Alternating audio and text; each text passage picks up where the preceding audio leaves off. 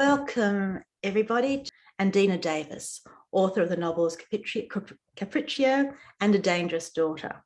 Dina, how about you? What reactions did you get from various parts of your family? Well, interestingly, very little.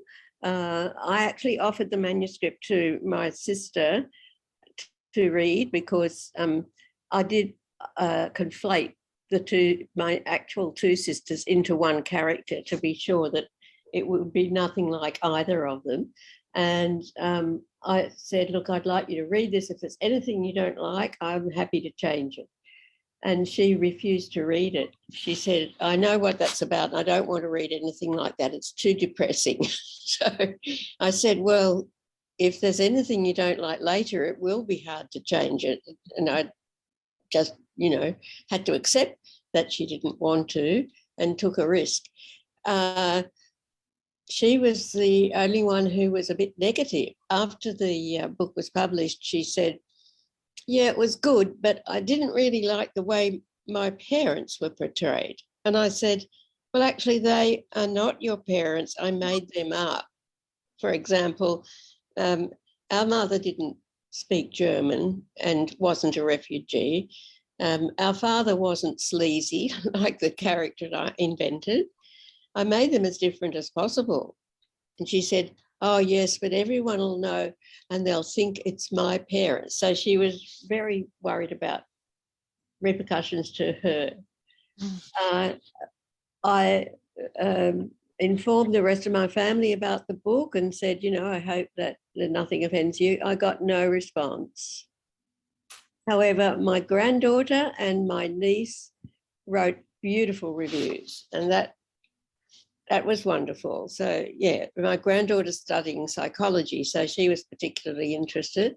My niece is a rheumatologist. So she was very interested in the fact that people with a hidden disorder or an unnamed disorder suffer a lot of stigma, which she finds in her own practice. And she said it was one of the best accounts of how that feels to be blamed for something that's not your fault. So, I had varied responses, but mostly from complete strangers. Their responses were far more honest, and you can understand why, because, they had less personal investment in the story.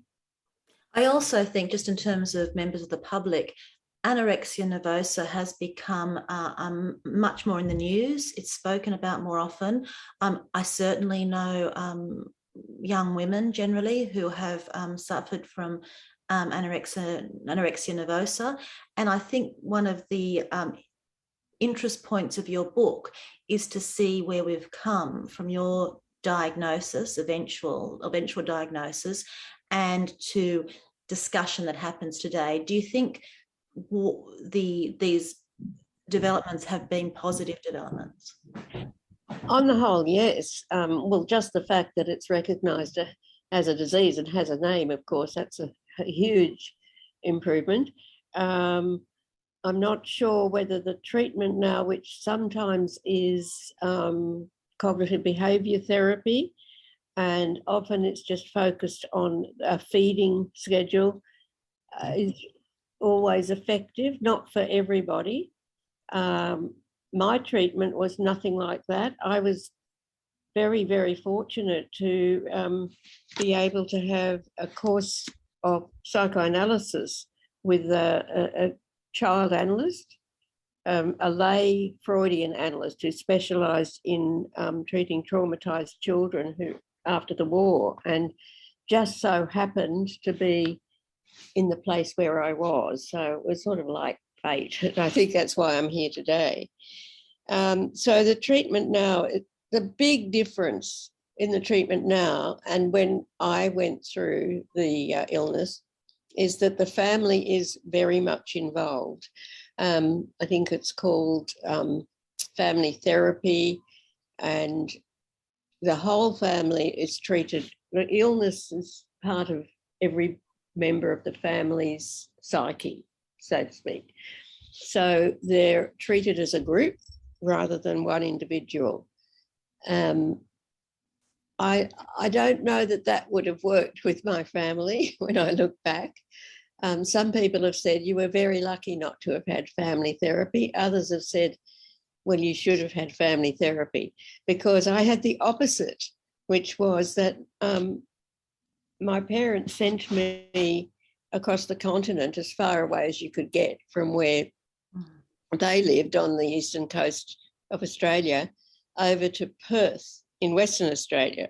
So we were like, 7,000 kilometres separated, and I didn't see my parents or my sisters for, in real life, it was 3.5 years. In the book, I made it a bit longer.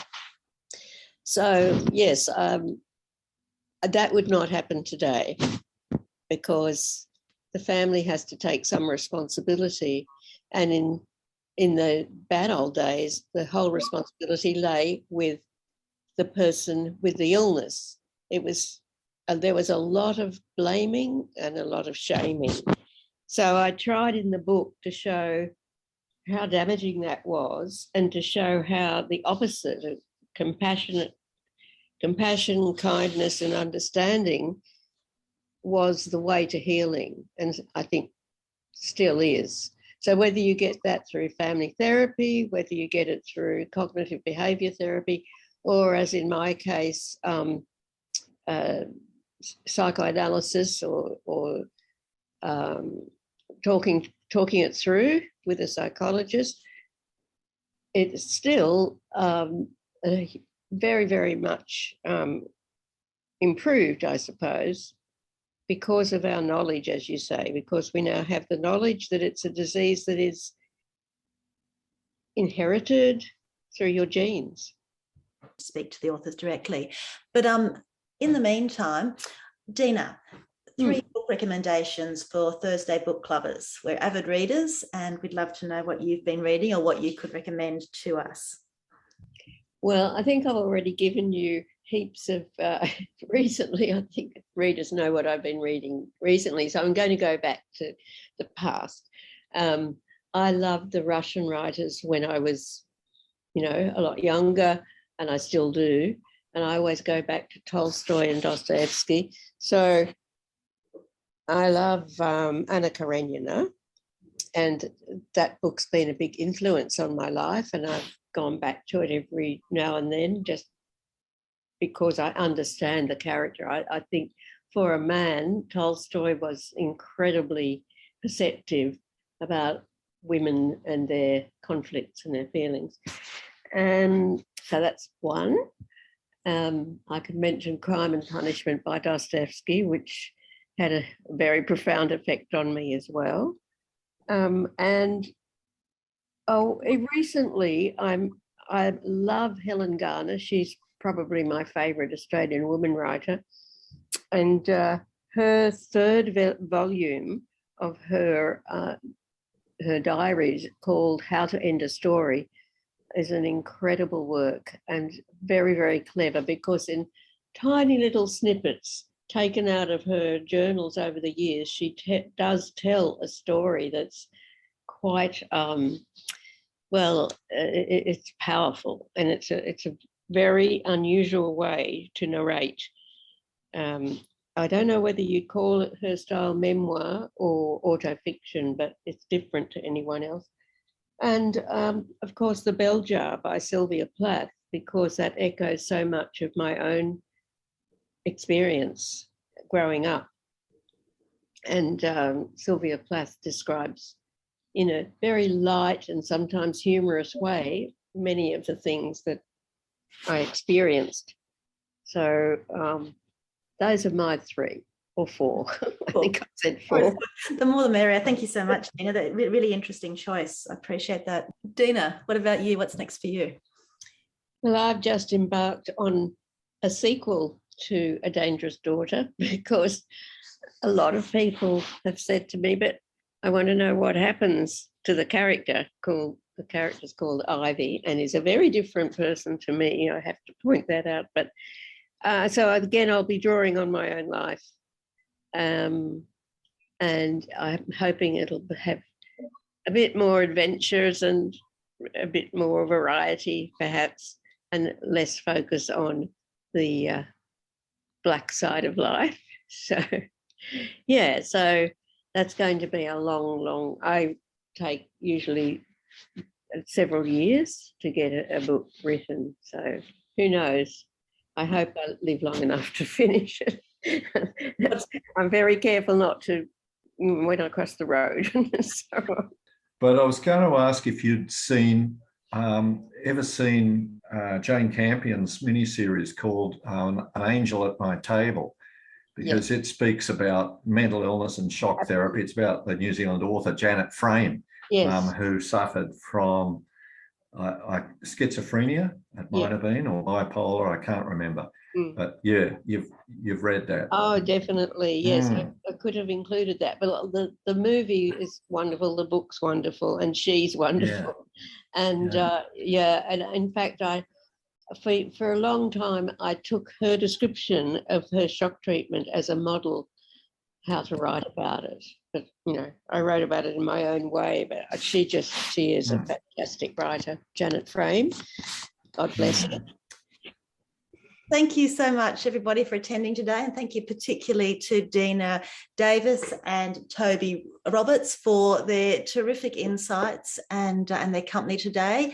Fabulous books, and I highly recommend each of them.